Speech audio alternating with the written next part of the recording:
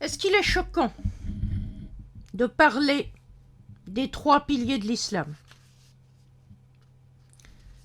Certains se disent choqués et parlent de manque de respect à propos du titre d'un de mes livres.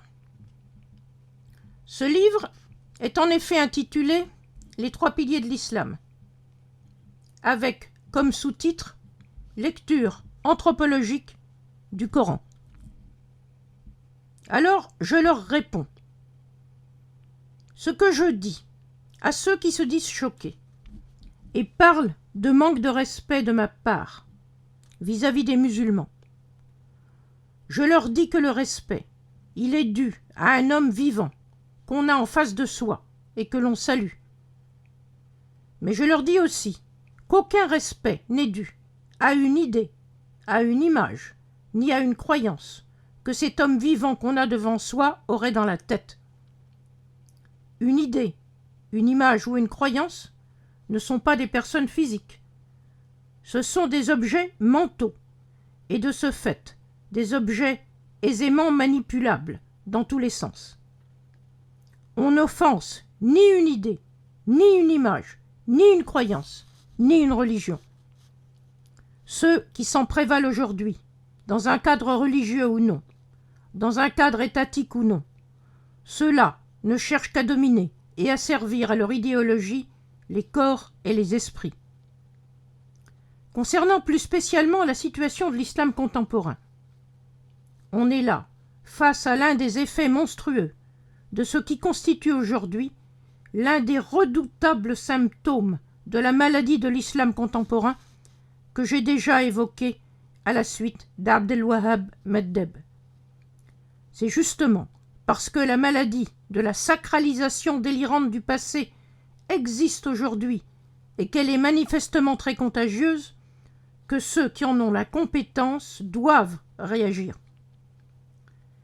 Un historien fait son travail en conscience sur les matériaux historiques qu'il analyse, et cela en se gardant de tout préjugé et de toute idéologisation.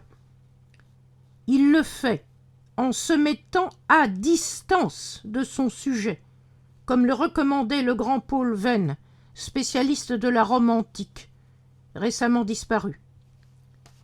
C'est ce que n'ont pas encore compris la multitude de ceux qui me demandent sans relâche « Quelle est ma religion ?» L'historien, quand il fait de l'histoire, surtout s'il fait de l'histoire qui porte sur le livre de croyance d'une religion et sur ses croyants à travers les âges, l'historien n'a pas de religion.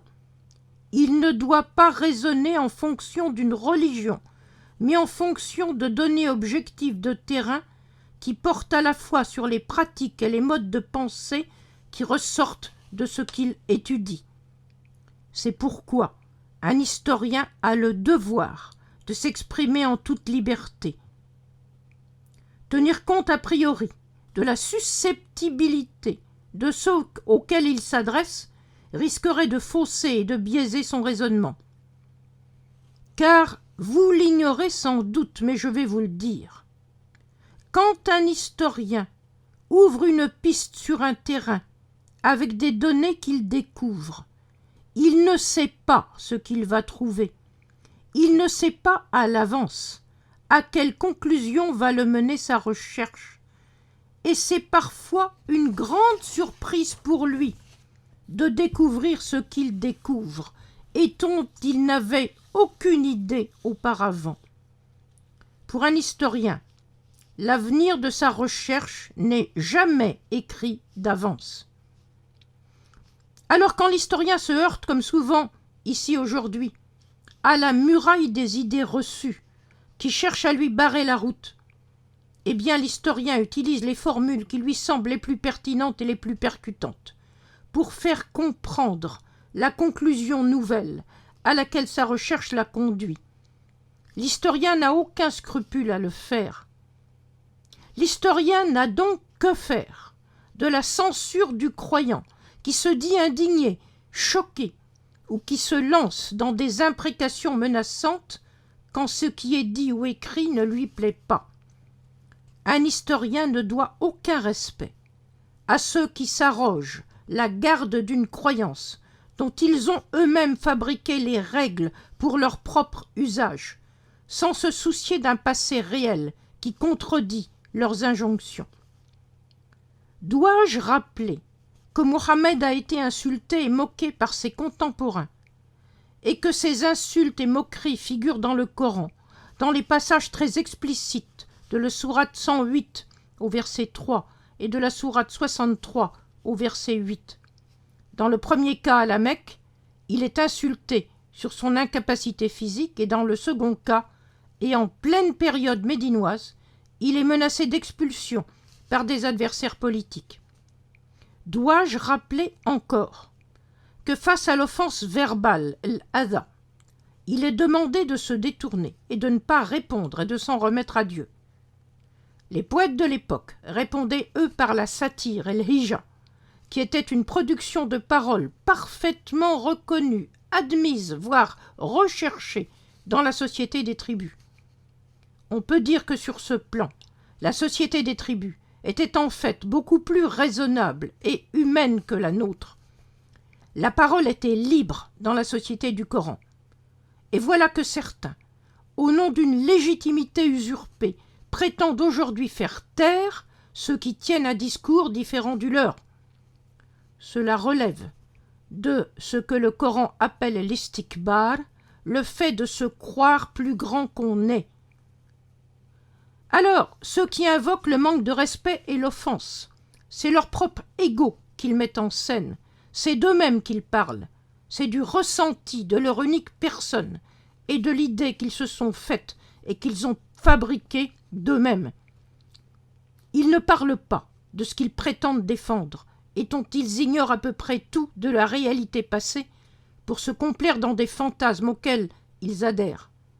Des fantasmes obligeamment propagés aujourd'hui à grande échelle par des idéologues sans foi ni loi, manipulateurs des textes, jouant sur l'ignorance et la crédulité de ceux qui les écoutent.